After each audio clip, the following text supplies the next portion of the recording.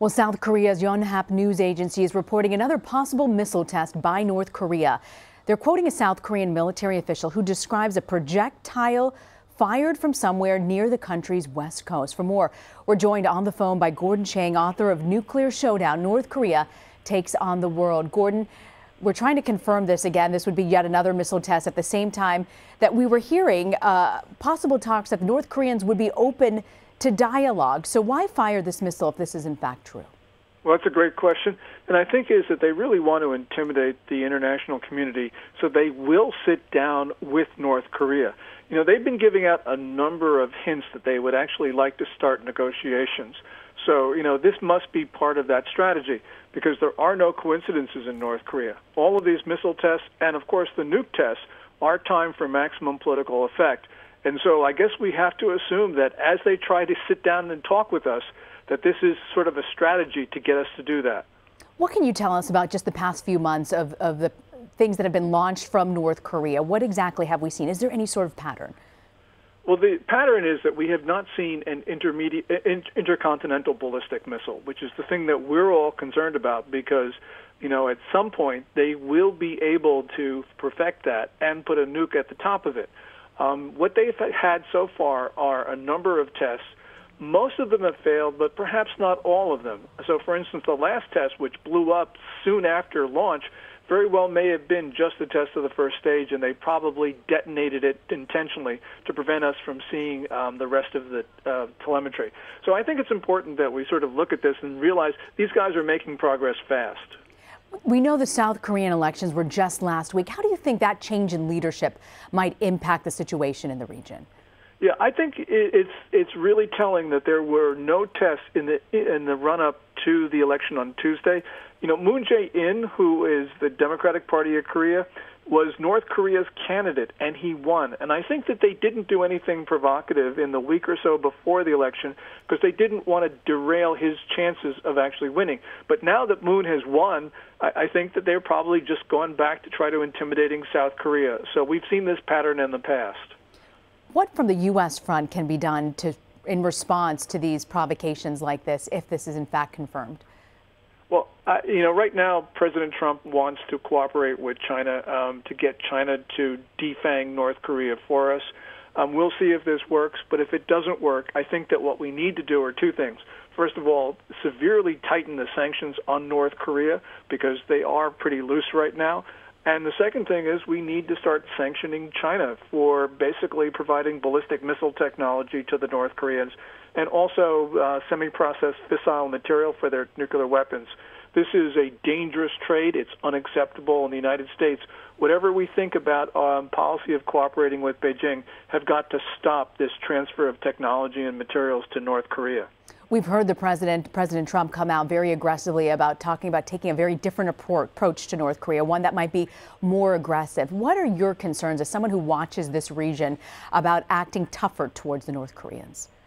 Well, you know, acting tougher towards North Korea will trigger reactions on the part not only of the North Koreans but the Chinese as well. But Trump really, I don't think, has very much of a choice as to what to do because, you know, North Korea didn't become instantly dangerous at noon on January 20. This problem has been brewing for a long time, and the two previous administrations really weren't that serious in dealing with North Korea. And so now we've got a point where the North Koreans, within about 4 years, will be able to mate a nuke to their longest-range missiles and hit the lower 48 states. So we have a deadline in a sense of trying to figure this out because we may not be able to deter North Korea. It looks a little bit unstable at this point. Gordon, you say we might not be able to deter North Korea. How good are the military capabilities of the U.S., particularly on our west coast?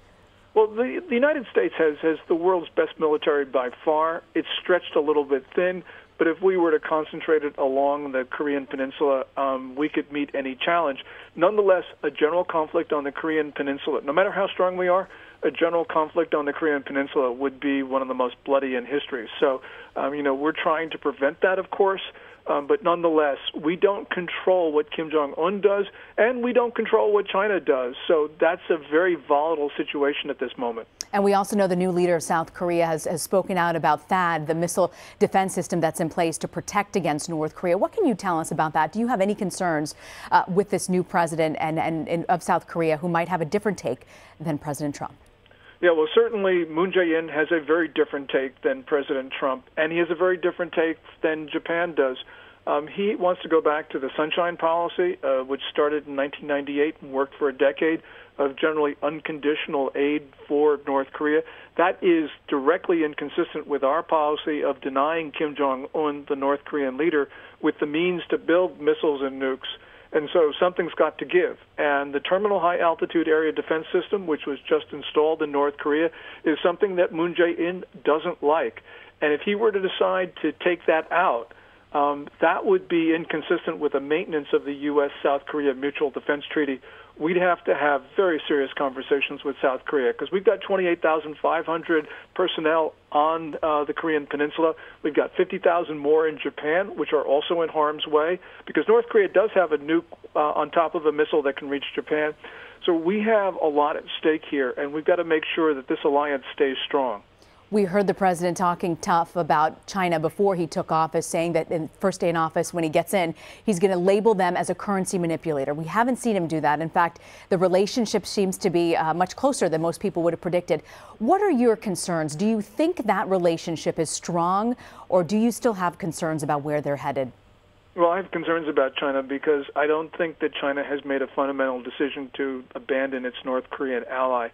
China believes that it gets short-term benefits from North Korea because every time the North Koreans do something provocative, we then stop talking about the things that matter to us, like trade, as you just point out, currency, South China Sea, Taiwan, cyber attacks, and we don't talk about human rights, of course. And also because, we believe we need China's cooperation, China extracts concessions from us, and so they see it as endlessly creating bargaining chips for them. And that means that China sees this dynamic as very favorable to their own interests. I don't think that they have changed their views on that. And we know that there's going to be a big summit, one road, between China and also Russia. Vladimir Putin will also be attending this next week. What can you tell us about this entire gathering next week? Yeah, the gathering is with a number of countries, and it is China's premier foreign policy objective, which is to create links between China and Africa and Europe. They call it One Belt, One Road. They've got two strategies, one over land and one over sea, and they're working very hard to do this. They don't have the money to do it, and the initiative is failing, and so they're looking for other people's money, including ours. If you were advising President Trump tonight on North Korea, what would you tell him, Gordon? Oh, the first thing I would do is I would give the Chinese a deadline for disarming North Korea, and I would say to the Chinese, if you don't do it, we are going to get tough on trade. We're going to get tough on South China Sea. We're going to get tough on all the things that matter to us because we believe that defanging North Korea is the #1 foreign policy objective. And if you can't help us, and if you are indeed on North Korea's side, we're going to see you as an adversary, and we are going to use the full power and leverage of the United States. And by the way, that would scare the Chinese because they know that we can push them around. They also know we don't have political will to do it. But if we did have that political will, I think that they would be frightened, and I think that they would actually start helping us. Gordon Chang, thank you for joining us. Thank you.